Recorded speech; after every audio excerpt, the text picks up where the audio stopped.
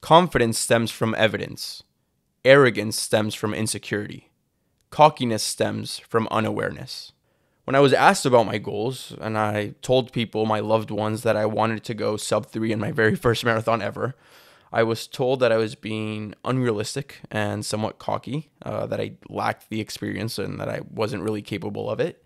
And I was advised to be humble going into it, which honestly makes a lot of sense. To be very clear, I have absolutely no problem with those comments because I understand where they're coming from. And I think, as Blaise Pascal once said, to understand is to forgive, which to me means more of you can't hate that which you understand. And honestly, like I understood that these comments stemmed from love and support from people that wanted to protect me and honestly just didn't want to see me fail. I had this big goal. I was aspiring towards it, but maybe it was a bit too ambitious. Maybe I would be disappointed, and just running a marathon is an accomplishment in and of itself. So maybe it was added pressure. Maybe that's what it was.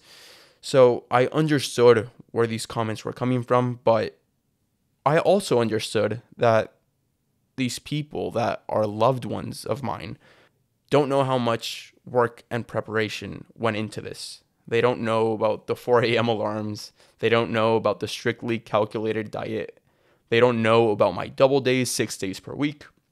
They don't know that I eliminated anything that could serve as a distraction to my goals.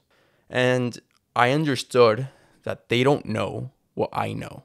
And quite honestly, because I understood this, I wasn't bothered by these comments. I wasn't offended or insulted by it, but rather I stayed focused on what I wanted to do, what I was focused on accomplishing.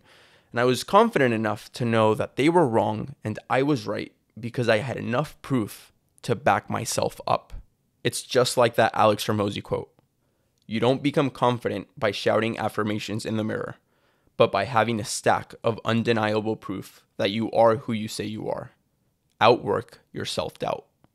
And in these 16 weeks leading up to the marathon, I ran 6 days a week, every single week, for a total of 823.2 miles, not missing a single day, and covering these 823.2 miles served as my stack of undeniable proof.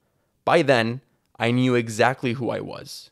Now, I just had to go out there and reveal it to the world.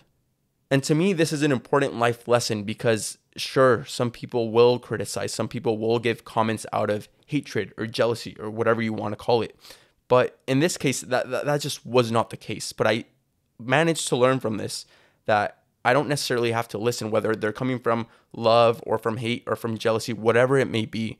If you do enough work, if you stack enough evidence, if you stack enough proof to know that you can do what you prepared for, to know who you are, none of this will matter. The only way to find out the truth is by stacking up this evidence, by stacking up this proof. In this case, for me, it was in the miles. But whatever you're doing, whether you're an entrepreneur, whether you're a lawyer, whether you're an athlete, a student, whatever you may be, a parent, the only way to be unbothered by these comments is by knowing exactly who you are. And you do this by building confidence, by stacking up the bricks one day after another, after another, after another, for a long enough period of time that by the end, you know exactly who you are, and nothing that anybody can say will change that fact.